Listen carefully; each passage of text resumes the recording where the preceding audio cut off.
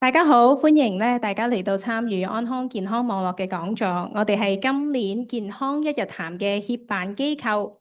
咁首先喺度我哋想做一個嘅領土確認。我哋鄭重咁表示，卑詩大學係位於 Musqueam 原住民族嘅傳統、祖傳同埋未被割讓嘅領土上面。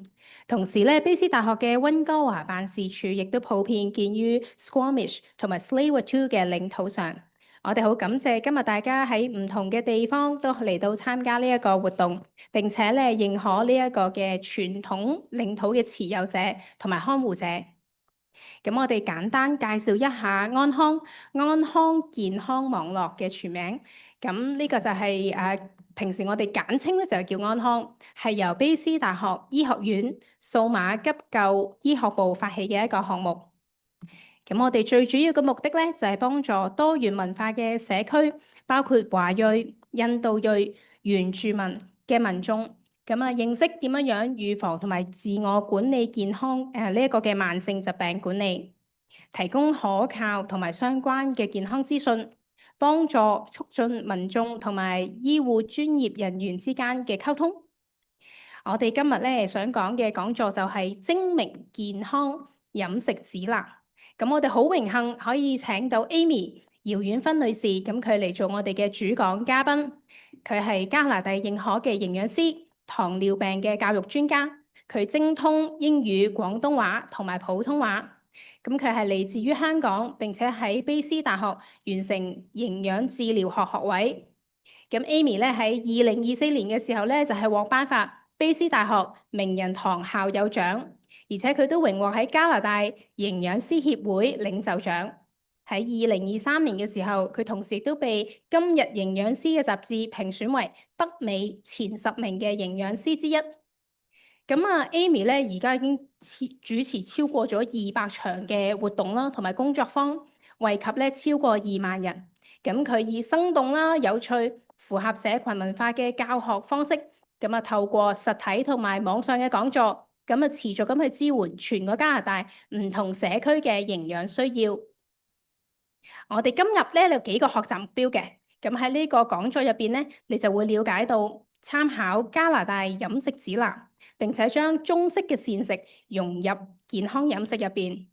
第二就係點樣去烹調低成本同埋健康嘅飲食。點樣喺出外用餐嘅時候就去揀一啲健康嘅食物。喺你完咗呢一個嘅健康講座之後我哋都仲會有問答環節嘅。我將呢個時間交俾 Amy。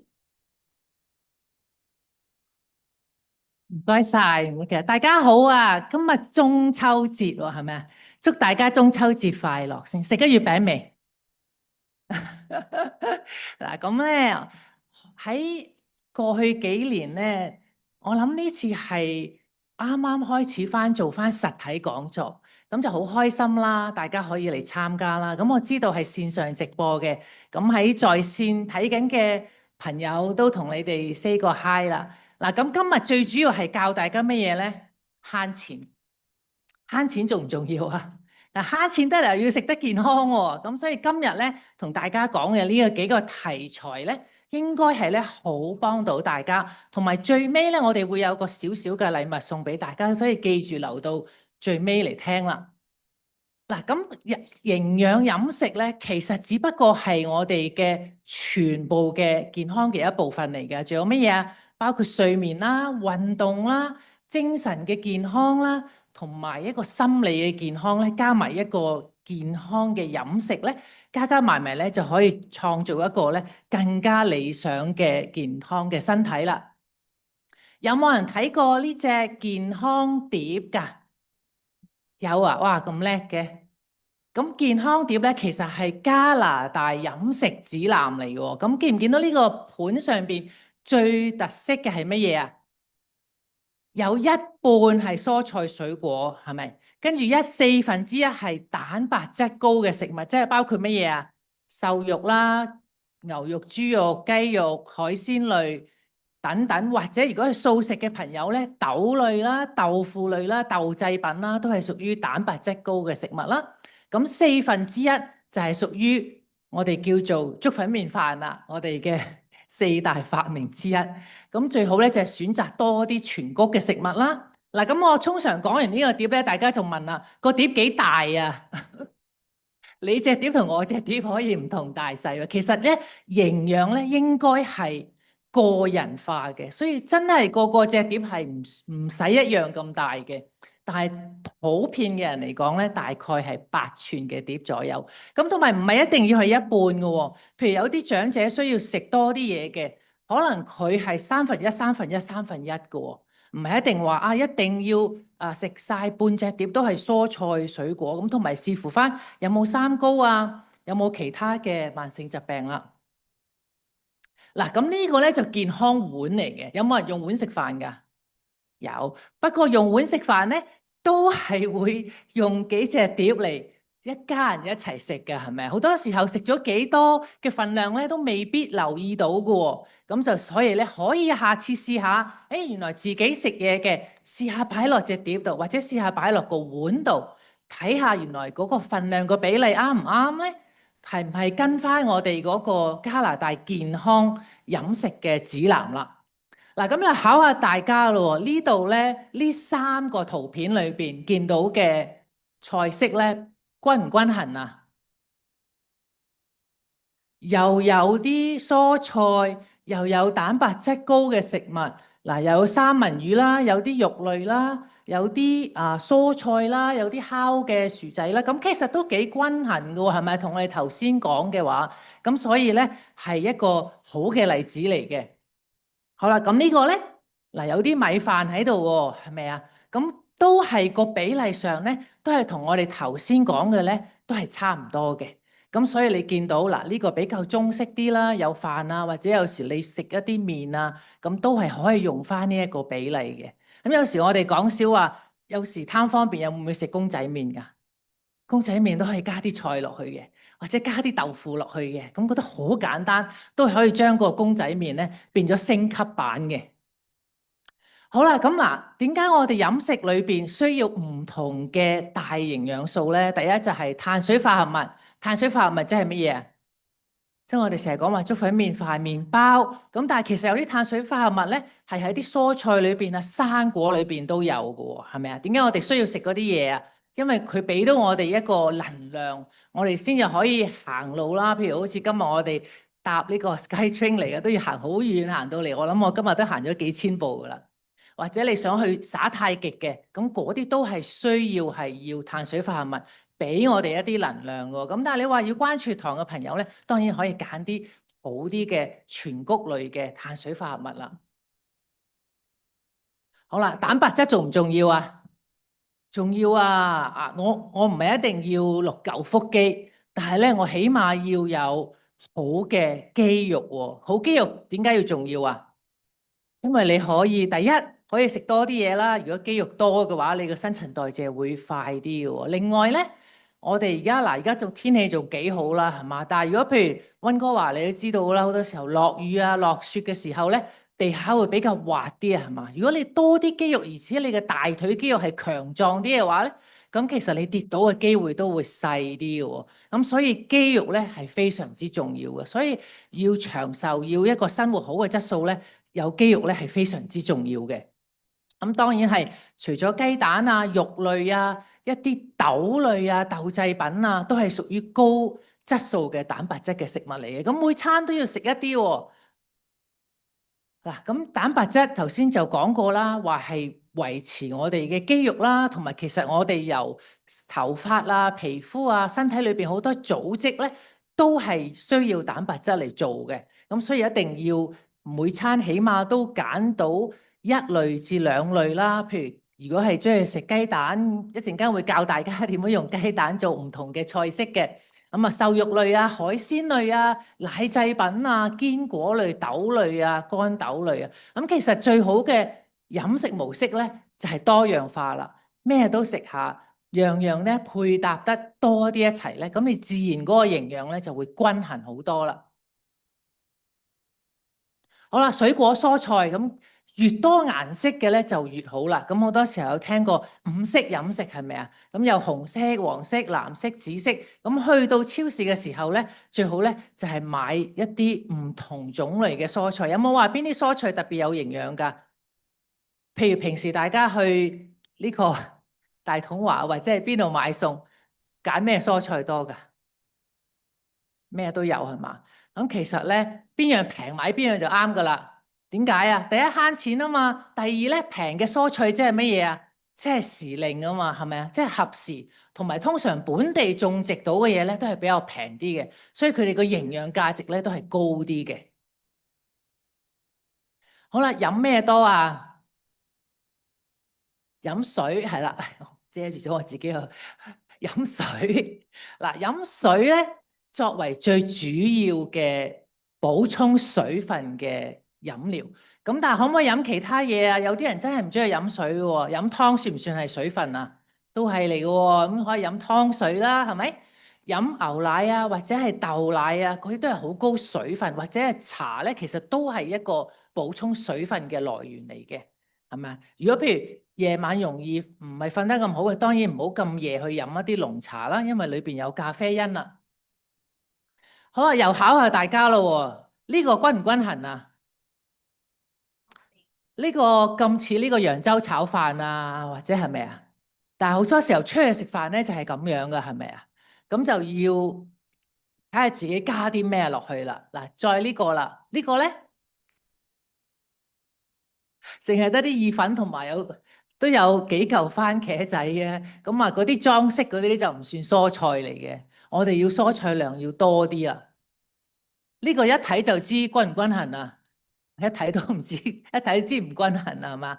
咁所以咧就要點樣去改變呢一啲食物啦？一陣間就慢慢同大家講啦。嗱，咁健康飲食其實最主要係為咗乜嘢啊？俾我哋身體有足夠嘅營養啦，俾到我哋可以預防或者係好啲去管理一啲慢性疾病，譬如係乜嘢啊？今朝有冇聽阿陳醫生講話心臟健康、心臟重要嘅一啲預防心臟病嘅一啲營養素啦，亦都咧係可以提高我哋個生活品質啦。所以如果你食得健康啲，個人又健康啲，咁自然咧就可以開心啲啦，可以去下旅行啦，同啲孫仔孫女玩多啲啦。咁其實都有好多好處嘅喎。咁但係咧，每一個人對於一個健康飲食嘅定義咧，其實唔一樣嘅。因為嗱，我自己本身就喺香港出世，又住過喺新加坡，又住過喺加拿大啦。咁相信咧，我哋加拿大咧多元文化，來自五湖四海嘅都有，係咪？有啲係喺國內從中國過嚟，有啲喺香港過嚟，有啲係台灣過嚟。咁所以咧，其實每一個人嘅飲食咧，同佢嘅文化啦，嗰個烹飪技巧啦，同埋你屋企人中意食乜嘢，都係好重要嘅，有嗰個關係，係咪？因為尤其是做一家之主，煮飯個煮嗰個咧，都要顧及好多屋企人唔同嘅需要嘅。咁當然，如果係一個健康嘅飲食咧，就係一個飲食嘅模式咧，可以長久咁樣去進行嘅，就唔係話啊，我呢兩個禮拜啊下兩個禮拜咧去驗血啦，去驗呢一個 A1C 啦，驗3個月咧，呢兩個禮拜就好乖啦，乜都唔食，淨係食嗰啲完全唔升血糖嗰啲嘢。咁其實驗 A1C 咧係3個月嘅，冇醫生同你講過咧，所以你前嗰兩個禮拜去咧唔係好大幫助嘅咋。好啦，有冇人聽過正念飲食啊？咁因為飲食係重要，係健康係重要。不過其實我哋食嘢好多時候都係為咗乜嘢啊？社交㗎。有冇去呢個聚餐啊？有冇去過開生日會啊？有冇係譬如今日中秋節啦？有冇一齊同啲朋友屋企人一齊慶祝啊？咁其實我哋食嘢都係一個社交嘅好重要嘅一個環節嚟嘅喎。咁所以除咗食得健康，亦都要食得開心。同埋咧，係同人咧有一個交流嘅。好啦，買餸啦，有邊個要買餸㗎？呢度好多人都要買餸，係咪？買餸頭唔頭痛啊？次次去超市，哇！今日又貴過琴日嘅，點解我哋加拿大啲嘢咁貴嘅？因為我哋屋企人喺香港嚟咧，佢哋見親我哋嗰啲超市或者出街食咧，就話哇好貴啊！呢啲好貴，OK，真係好貴。咁點樣可以又慳錢，但係又食得健康咧？咁就幾樣嘢啦。第一係你買嘢嘅時候咧。如果可以盡量買一啲冇加工嘅嘢，嗱，除有啲加工嘅嘢都可以買，一陣間會講邊啲係加工又平又抵又有營養嘅嘢係可以買嘅。咁如果可以盡第一步咧，就係買咗啲譬如新鮮嘅蔬菜啊、水果或者係啲肉類或者係豆類、豆腐等等嘅嘢先，跟住咧先再慢慢咧去買其他嘢啦。嗱，咁你見到呢個上邊啦。可以買啲唔同嘅材料啦。咁第一咧就係未出街嘅時候咧，先盤點下自己屋企有乜嘢先。慳錢其實第一個最重要係乜嘢？唔好浪費。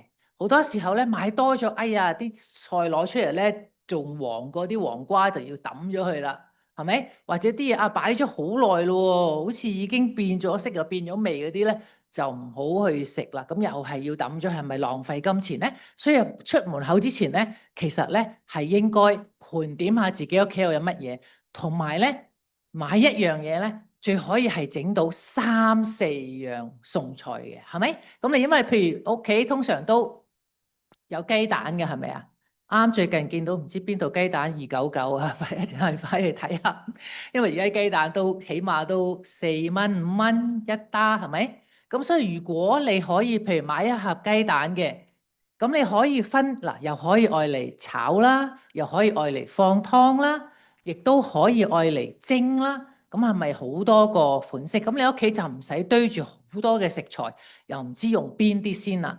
或者調翻轉睇下屋企有咩食材，用嗰啲咩食材咧嚟諗煮乜嘢嘅餸菜啦。好啦，屋企有冇豆腐咧？豆腐咧就梗有嘅，我屋企一定有硬豆腐啦、淋豆腐啦、玉子豆腐啦，咩豆腐都會有啲嘅。因為豆腐有個好處係乜嘢啊？佢個儲存期幾耐下嘅，係咪？唔係話幾日就要食咗佢嘅。咁尤其是一啲硬身啲嘅豆腐咧，更加可以放得耐啲嘅，因為佢水分少，同埋豆腐咧，如果佢硬身啲嘅話咧，其實鈣質都多啲嘅。咁有時咧，啲西人就話豆腐就係我哋中國人嘅牛奶啦，因為好多人中國人咧唔飲牛奶，因為有個乳糖不耐症，咁所以咧可以用豆腐嚟代替喎。咁豆腐可以點啊？蒸啦，係咪？亦都可以愛嚟放湯啦，亦都可以愛嚟炒。如果譬如係豆乾啊，比較一啲硬身嘅豆腐就可以咁樣做啦。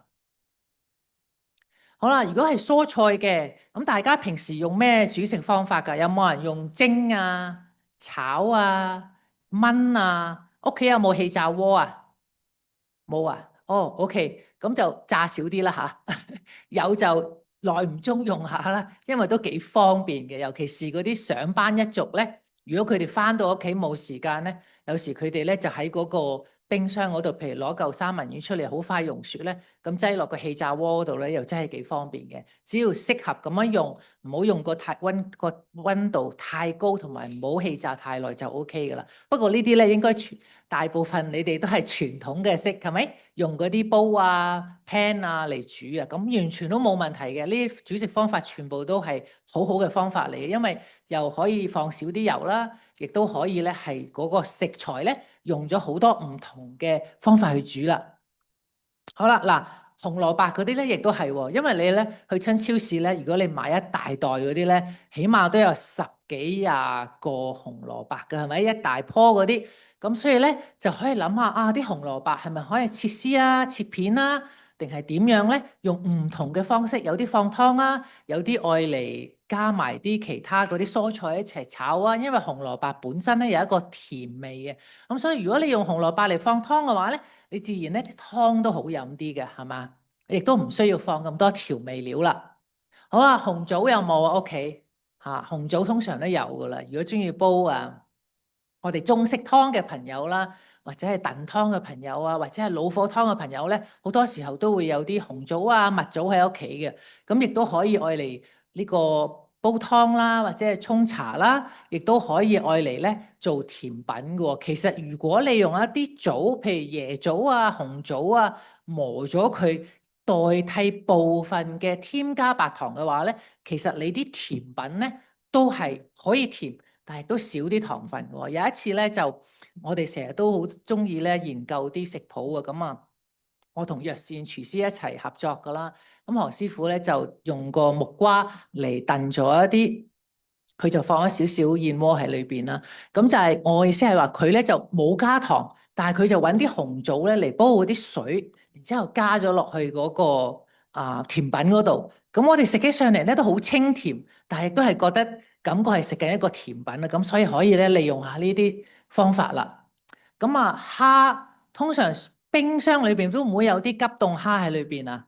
係因為方便啊嘛，係咪？有大中細 size，有啲係剝咗殼，有啲係未剝殼，咁所以咧揀一啲咧適合自己嘅就可以噶啦。咁蝦咧亦都係咧可以用好多唔同嘅方法去煮嘅喎，係咪？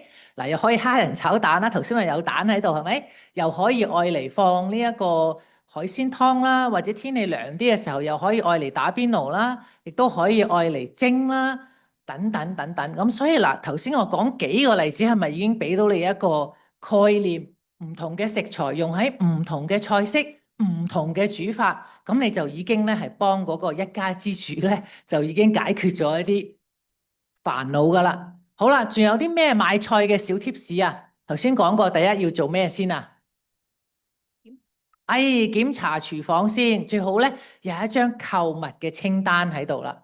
好啦，咁有啲購物嘅清單咧，有時啲罐頭咧，因為罐頭可以擺好耐，咁啊擠起晒嗰啲櫥櫃嗰度咧，有冇試過打開個櫃？咦，嗰個罐頭原來3年前噶啦喎，食唔食得咧？咁喺度問係咪啊？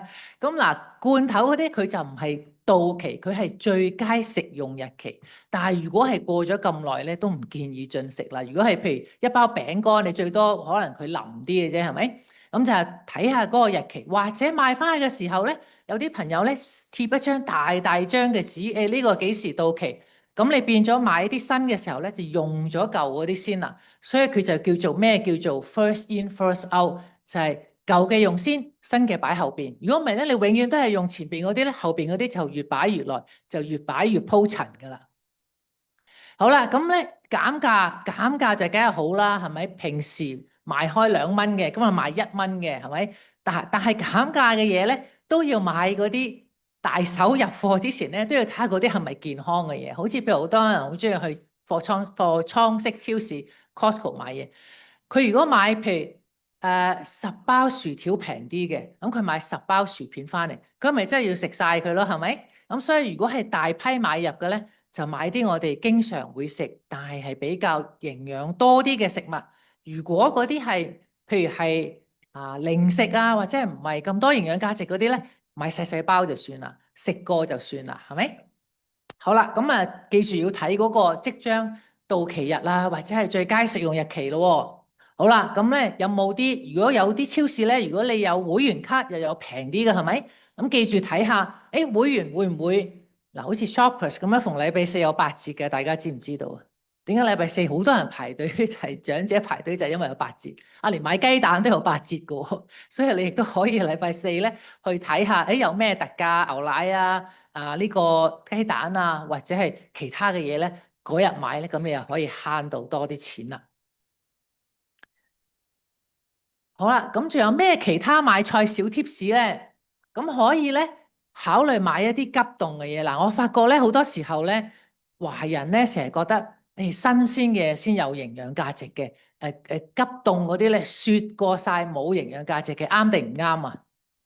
有啲人話有啲唔啱啊！嗱，其實咧，如果急凍嘅蔬菜咧，佢係冇加過任何添加劑嘅，話明急凍，即係佢用好急、好快嘅時間，令到佢啲溫度降低，令到佢咧可以係儲存得耐啲。咁所以如果你買一啲急凍嘅蔬菜嘅營養價值咧，係唔會比，尤其是係唔時令嘅蔬菜，譬如而家天氣開始轉啦，藍莓啊。士多啤梨嗰啲係咪已經少咗好多啦？如果你去買新鮮嘅咧，反而個營養價值咧冇係嗰啲急凍咗、frozen 咗嗰啲 berries，因為佢哋係最當季嘅時候摘咗落嚟嘅，咁所以嗰啲其實係可以買急凍，同埋方便啊。嗱，加拿大就冇打風啦，但係有時落雪啦、大雨啊，咁你出唔到門口嘅時候咧，你就要靠嗰個雪櫃同埋個冰箱裏邊嘅存貨噶啦，係咪？咁同埋譬如一啲罐頭啊、罐頭魚啊嗰啲都可以咧，係儲存喺屋企嘅罐頭三文魚啊、罐頭吞拿魚啊。咁你有時譬如簡單啲做個三文治，自己頭先話未有雞蛋煎隻蛋，或者有芝士加塊芝士，再加啲吞拿魚，咁就已經係一個。再加如果有啲頭先話冷凍咗嘅蔬菜，加生少蔬菜咧，咁就已經可以啦。咁就如果係去買嘢就自己攞個購物袋啦。如果出街食飯咧，就可以自己攞個食物口啦。咁亦都可以咧，亦都係可以慳錢之餘咧，亦都可以環保多啲啦。好啦，咁買餸嘅時候應該係食飽飯去啊，定係空腹嘅時候去啊？食飽飯去嘅舉手。係啦，食飽飯去點解好咧？就唔會好肚餓嘅時候，你會唔會想買想唔想買棵呢個白菜啊，或者係菜心咧？應該就唔會嘅。好肚餓嘅時候咧，應該係見到誒嗰度有個咩包喎，或者誒嗰啲朱古力好吸引喎，咁就會買咗嗰啲嘢，因為你係肚餓，你個血糖低，你自然咧就會吸咗去嗰度買咗嗰啲嘢噶啦。好啦，嗱咁咧，我哋住喺 BC 省咧，其實好幸福噶，因為我哋係乜嘢啊？好多農作業嘅出產地嚟噶，係咪？住咗咁耐 BC 省，咁其實加拿大好多嘅農夫啊、農場啊等等嘅，咁我自己都參觀過好多去沙省嗰邊啊，或者係卡卡里嗰邊啊，都訪問過好多嘅農夫啦，睇下佢哋點樣種嘢啦。咁其實咧，唔同嘅季節咧有唔同嘅種嘢，咁所以嗱，大家識上網嘅朋友咧，可以上去 Buy BC 買 BC 省種植嘅嘢。咁佢話到俾你聽，而家10月份，其實10月份開始好多蘋果，見唔見到啊？BC 省出好多蘋果嘅喎，10月、11月、12月咧都可以買到好多 BC 省種嘅蘋果嘅。咁嗰啲又可以係平啲啦。咁就大家留意下 BC 省咩月份種咗啲咩嘢咧，係特別靚啦。好啊，嗱，咁呢個咧見唔見一個地圖喺度啊？呢個地圖咧就唔係揾路嘅，呢個地圖唔係 Google Map 嚟嘅。呢個地圖咧係寫住乜嘢啊？Vancouver Food Asset 嘅 map，即係話溫哥華食物資源地圖。咁即係話乜嘢？呢個地圖上邊咧有好多唔同嘅服務，有啲係嗱寫住話免費啦，或者係低價嘅餐膳啦、廚房烹飪啦。免費或者平價嘅食品啦，邊啲有商店啊？咁大家咧可以有手機可以影低咗佢啦。咁你翻到屋企嘅時候咧，就上網睇下你屋企嘅附近有冇呢一類嘅服務啦。如果你屋企附近有嘅，最方便啦，係咪？如果可以行到去啊，或者係搭公共交通工具去到嘅話咧，咁可以善用下咧我哋溫哥華嘅資源啦。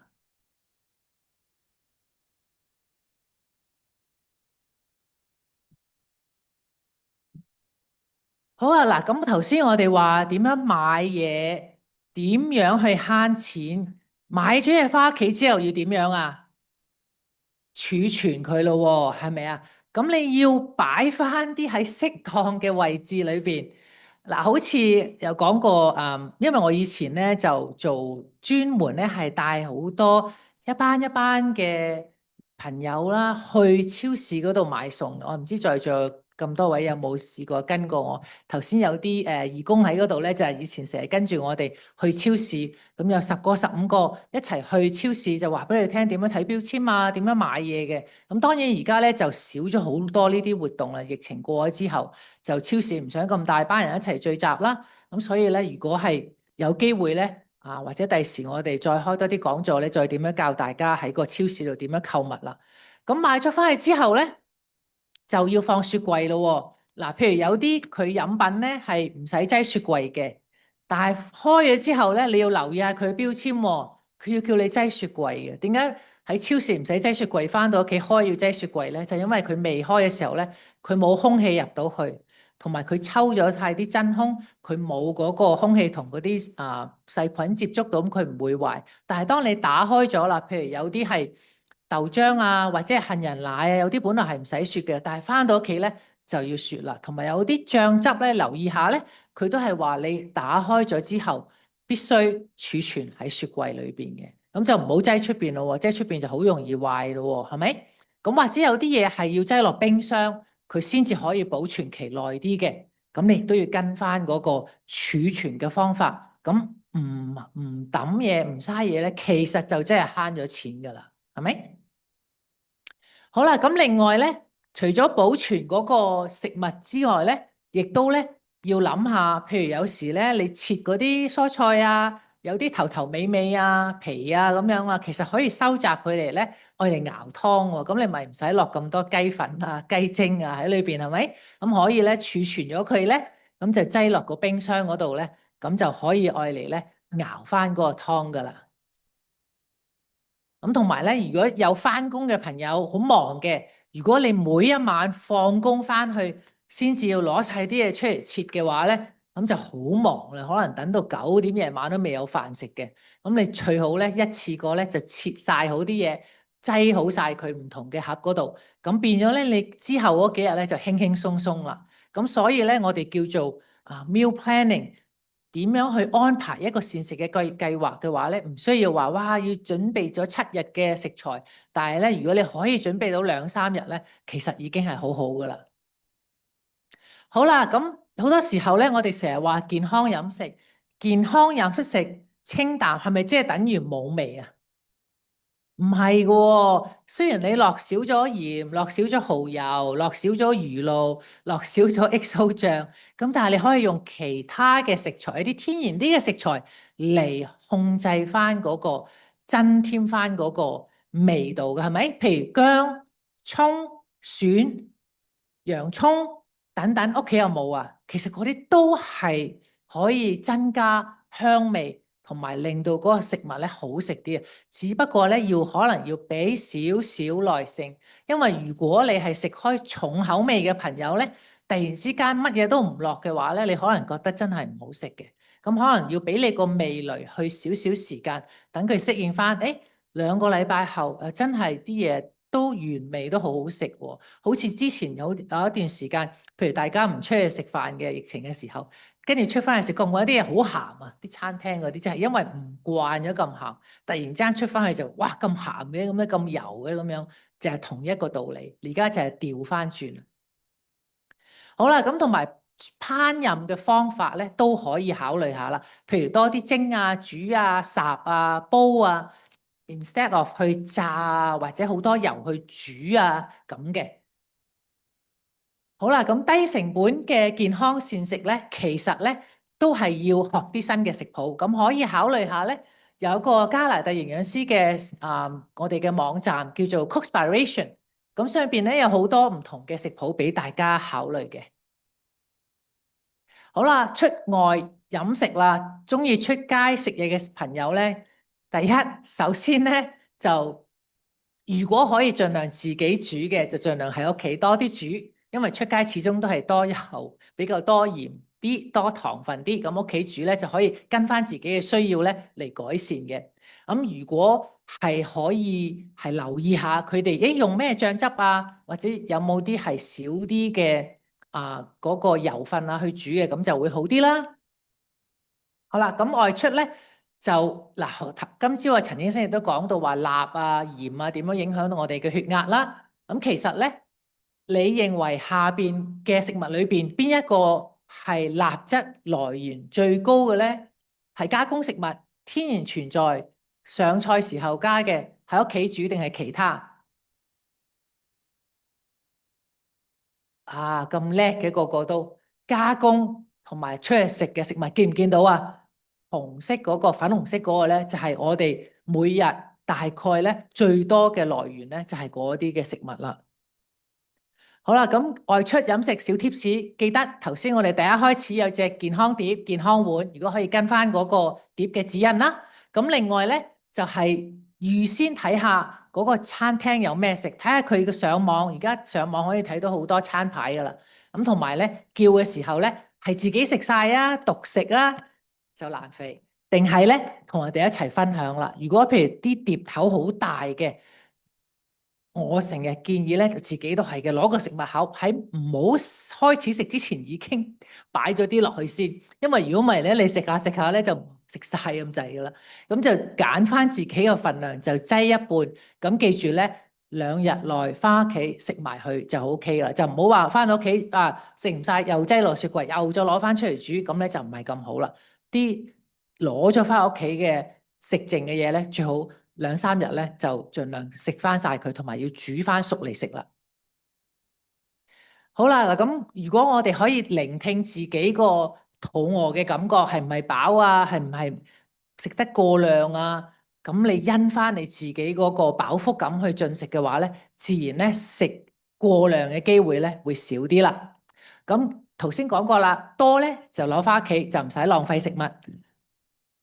同埋翻到屋企之後咧，可以加啲蔬菜落去嘅，譬如頭先食咗個乾炒河河嘅，或者係揚州炒飯嘅，一碟菜都冇嘅，咁你可以自己加碟菜配翻嗰個喺餐廳攞翻嚟嘅食物啦。嗱，咁總結嚟講咧，就係健康飲食其實每個人都唔一樣嘅。咁如果有需要嘅，當然可以問翻有關嘅專業人士醫生或者係營養師啦，點樣可以幫你啦。咁亦都可以有啲免費嘅熱線，譬如 HealthLink BC 811，亦都可以幫助到大家點樣可以咧跟翻你個人嘅需要咧，作出一啲健康啲嘅飲食同埋選擇啦。咁以後落嚟嗰啲咧就係一啲文獻啦。咁我今日嘅所為大家分享嘅知識咧，就講到呢度。Thank you，好多謝 Amy，好多謝 Amy 俾我哋一個咁詳細嘅一個講座。咁首先而家咧，我想請 Amy 稍作休息先，我哋咧就將會咧都有呢個問答環節嘅。咁喺現場咧，其實我哋嘅同事咧都會準備咧派發一個嘅問卷俾大家。咁大家如果收到問卷之後咧，希望你都可以俾翻多少少嘅意見或者回饋俾我哋，等我哋知道安康嚟緊咧可以點樣再做得好啲嘅。咁同一時間你都會收到有另外一張喎，咁另外一張咧就係關於如何閱讀同埋辨別食物標籤嘅，呢個咧就係啱啱 Amy 提及到咧，好有用啊，對我哋幫助咧到底出去應該點樣買嘢食咧，就會好有當一個參考。咁呢個咧啱啱講嘅咧就係我哋現場嘅朋友仔會收到嘅資料，我哋網上面咧都有嘅喎，我哋網上面而家就有一條問題，想得到大家嘅意見嘅，就係睇下。喺在座有幾多人網上網上有幾多人同你一齊嚟睇呢一個講座咧？我哋想做少少嘅統計嘅。第一就係只有你得你一位啫。第二咧就係你同埋另外一個人，你同埋另外2個人，你同另外3位、4位或者係5個人以上嘅。咁希望大家喐一喐你嘅手指仔，俾多少少嘅資料俾我哋嚇。咁同一時間，你都會見到我哋有一個網上講座嘅問卷調查，咁你可以掃描我哋而家呢個嘅 QR code，又或者直接將嗰個嘅網址打入去。我哋同一時間喺個 check box 度咧都會有個網址嘅，你好簡單咁 click 撳入去，咁就可以將你嘅意見都可以俾翻我哋 icon 噶啦。好啦，咁我哋多謝大家嚇。咁另外後邊咧想同大家講多少少，如果你有興趣再知道 Icon 以後可以幾時再有多啲講座啊，幾時再有多啲活動啊，下一個你就會發現啦，我哋有呢個嘅電子通訊，我哋講嘅 e-newsletter，好簡單嘅啫，你可以 scan 我哋嘅 QR code 或者直接去我哋嘅安康網站。咁咧就你只要有你嘅名同埋有你嘅電郵地址，就已經可以申請加入我哋呢度，咁隨時會收到我哋安康嘅資訊。咁你話如果我冇電郵地址喎，點算咧？咁都唔緊要，我哋仲有下一個方法，大家就可以喺度見到啦，就會有安康嘅網站啦。咁我哋會將最新嘅資訊同埋活動消息都會擺上去嘅。咁仲有你可以有其他問題嘅話，可以將個電郵 send 過嚟俾我哋。你話唔係喎，我平時中意玩 Facebook 喎，中意玩 Instagram 啊，冇問題，你 mark 低呢2個Facebook 同埋 Instagram 嘅帳號，咁你隨時都可以瀏覽到我哋安康嘅資訊噶啦。咁仲有我哋最緊要嘅就係我哋嘅 YouTube channel，我哋都有一個 channel 嘅。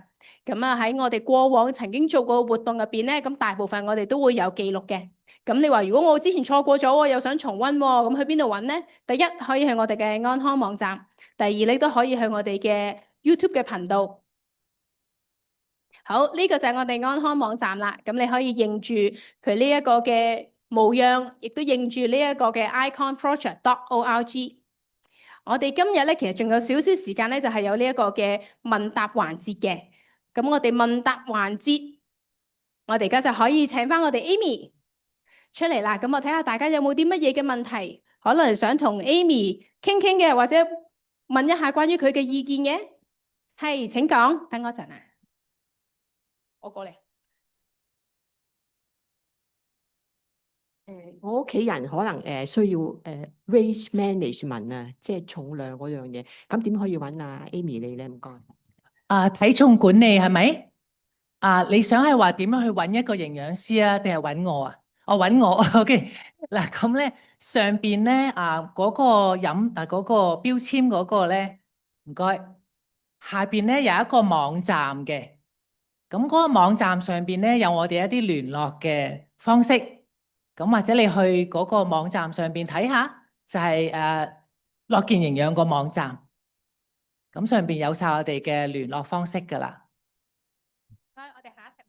係我想請問下咧，因為我膽固醇高，8點幾啦，咁但係我好嘅膽固醇咧就有2.5幾喎。咁我想請問下咧，因為我好喜歡吃蛋嘅，咁樣你嗰啲咁好嘅食譜咧，咁我諗我會食多咗蛋。咁如果我每日食一隻或者超過一隻蛋得唔得咧？請問？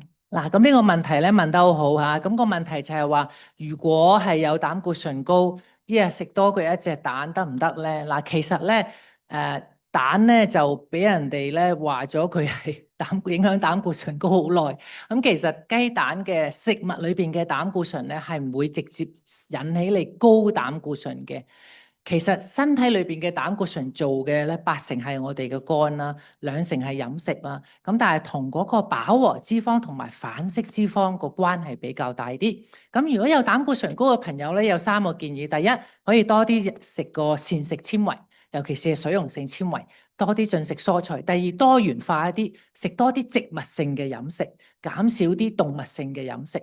第三咧就繼續做多啲運動，咁令你哋嘅好嘅膽固醇繼續維持喺高，咁就可以噶啦。係呢個有一位。我膽固醇咧就高嘅，我一個星期咧就食7日咧都有2個蛋白嘅，不過咧蛋黃咧就食2隻，咁樣食法啱唔啱咧？冇問題嘅，你係蛋白其實係蛋白質嚟嘅嚇，咁但係亦都唔需要抌咗嗰個蛋黃，適量咁樣食咧係冇問題嘅，只要多元化，食多啲其他植物性嘅。適量，譬如嗱，一日一隻蛋都嗱，我呢個建議就係俾大部分人噶啦。咁當然，如果你想要問多啲關於自己個飲食嘅嘢咧，頭先我講話你可以打去811問佢哋有個營養師在線嘅，咁佢哋可以同你傾偈傾好耐，同埋佢哋識講中文嘅，係啦，唔好客氣。唔該晒。由於時間嘅關係咧，我哋而家係最尾一題。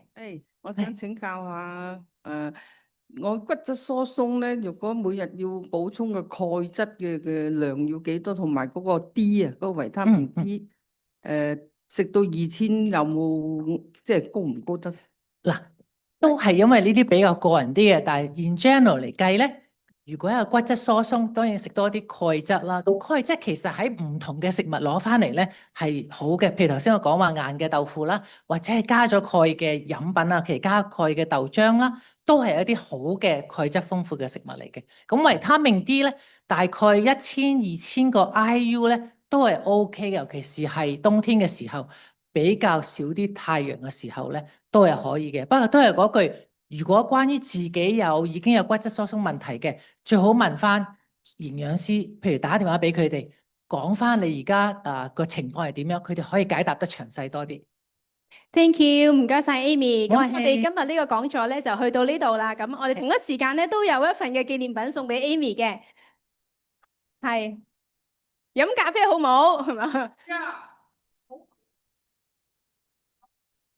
少少地啦。我哋影咗張相先。咁啱啱 Amy 嘅意見就係咧，飲咖啡咧落少少地，唔好過量嘅話咧，相信應該都係可以嘅。如果你成杯奶啊多過個咖啡嘅話，咁啊可能係爭啲啦，係咪？落少少，盡量適量地少少。